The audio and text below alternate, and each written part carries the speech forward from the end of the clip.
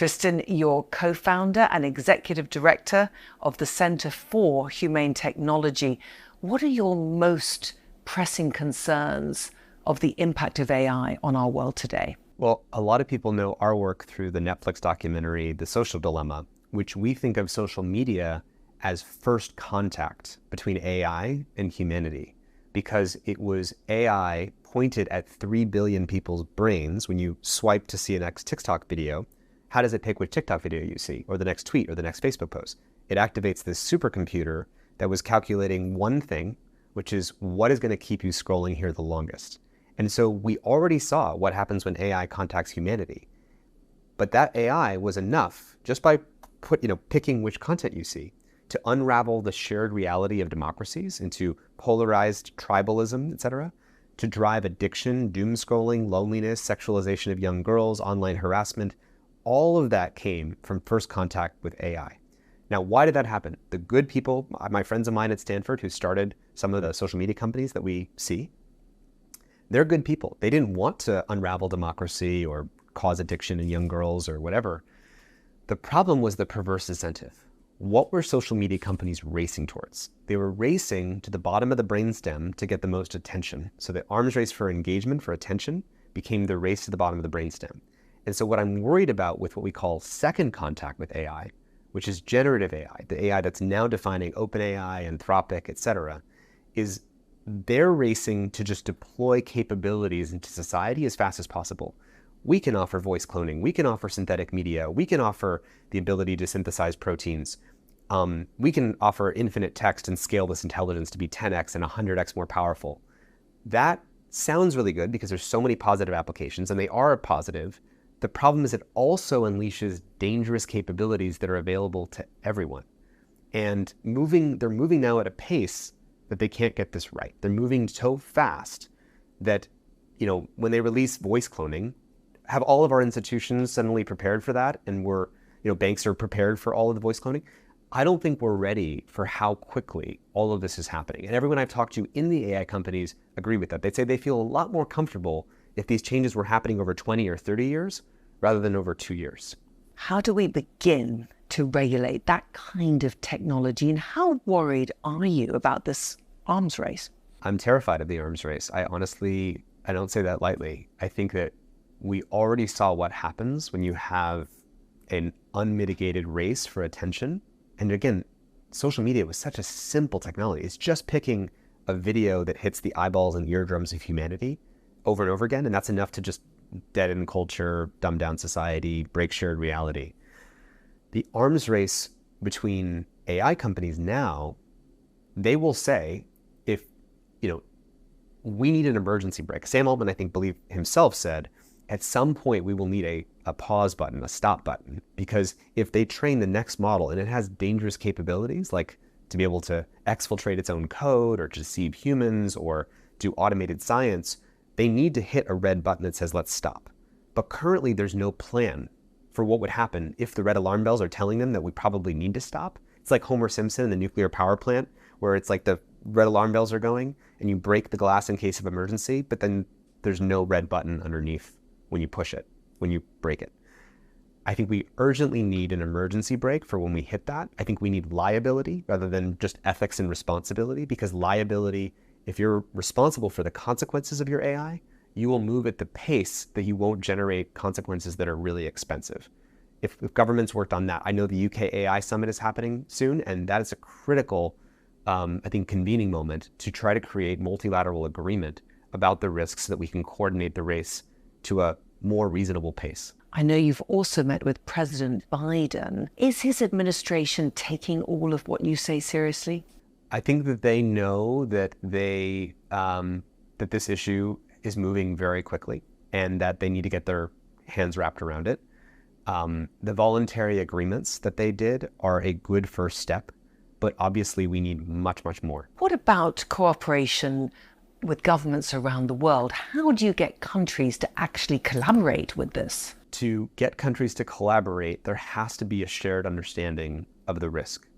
I believe it was the case that when the US first came to China and said we have to collaborate on climate change, China looked at it as some kind of US psyop to say, you're just trying to convince us to slow down our GDP growth when you've been polluting for all this time. No, you're probably just trying to manipulate us into slowing down GDP. Because really, the global power competition is based on an economic competition. Who can grow our GDP the fastest? So I think to solve that, China and the US, just like climate change, have to both agree this is a real problem. And we both need to seriously, this is a good faith effort to negotiate a slower growth of GDP that involves maybe a little bit of carbon taxes to sort of do our transition together. With AI, it's similar. At the very beginning, the US says to China, we need to slow down AI development. And China might say, you're still building it super fast. I think you're just trying to slow down our adoption of this new technology and GDP growth. What would it take to create trustworthy agreements? And I think if we both see the risks as truly, and we stare into each other's eyes and we say, I know that you're seeing the same risks that you're seeing. We're seeing the same risks together. That creates the basis for agreement. And I think that the UK summit that's coming up is a really excellent opportunity. I don't know whether or not China's invited or not. I think we have to think about what would create this basis for multilateral agreement. Of course, everyone's talking about AI for good in terms of medicines and healthcare. What kind of funding is needed for that? So the idea that AI will help us develop cures for diseases and will help us develop, solutions to climate change, this is all true. It is capable of doing that. But this reminds me of the story that we had with social media. Social media is going to connect us to our friends. It's going to enable small, medium-sized businesses. It's going to enable us to join like-minded communities. All those stories are true. The problem was that social media companies' incentive? Is that what their business model is based on? Making democracies stronger? No. Their business model was what? How much have you paid for your Facebook account or your TikTok account? 0. How is it worth $1 trillion? Because it's harvesting human attention. And every quarter, they have to get more of your attention as possible, which means they have to go lower in the race to the bottom of the brainstem. Charlie Munger, Warren Buffett's partner, said, if you show me the incentive, I'll show you the outcome. The incentive with social media was attention. The incentive with AI companies is not curing cancer and developing solutions to climate change. It's to deploy capabilities and outmaneuver their competitors. If we don't change that incentive, that just leads to releasing capabilities in a way that's very dangerous. We all want the benefits of AI. We all want AI that was strictly applied to, I want a world where AI companies are just solving climate change and curing cancer. That would be great. But we need to change the incentives so that that's the actual future that we get. What about the individuals, though, Tristan? Because you talk to governments, to leaders.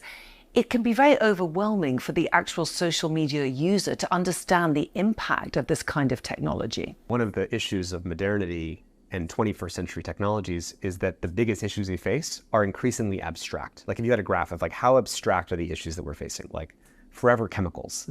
We have forever chemicals in our water, in our air, and they can't be dissipated by the environment. You can't see them, smell them, or touch them. So it's complex, it's abstract. Climate change, it's going to affect different people differently. There's some rainstorms, but it's abstract. AI is an abstract issue.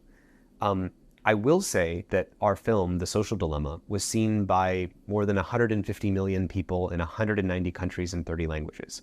And I've seen the power that if you show people that the truth behind the glass screen in front of you is the supercomputer pointed at your brain with misaligned goals that are trying to do this other thing, that can activate a public. It resonated like nothing I've ever seen before. And, am I optimistic? I don't know if I'm optimistic. I say, how do we point our attention at what needs to happen in the world and ask, what do we do to close the gap between what is happening and what needs to happen? Tristan, just finally, getting the next 10 years right, which is a theme here at CogX. Yes. Where do you think our world will be within 10 years? Well, I think the default path is not good, to be very clear. And it will take unprecedented action to have that not be the case. I don't have children. I don't know if you have children, but I would like to live in a world where we feel good about the future that we're handing to those around us. I think about living our lives that way so that we can take actions that amount to that. Something unprecedented has to happen here. If everybody acknowledged that rather than shying away from it, I know it's hard. There's climate change. We just got out of COVID. People are overwhelmed. I think that we have to honor the fact that we're burned out and overwhelmed and still ask, for those of us who are agentic in this environment with AI, what can we do to coordinate to get this right for the future, for our children, for the world? Tristan, thank you very much for joining me. Thank you, absolutely. Thank you for watching, and for more from CNBC International, just hit the subscribe button.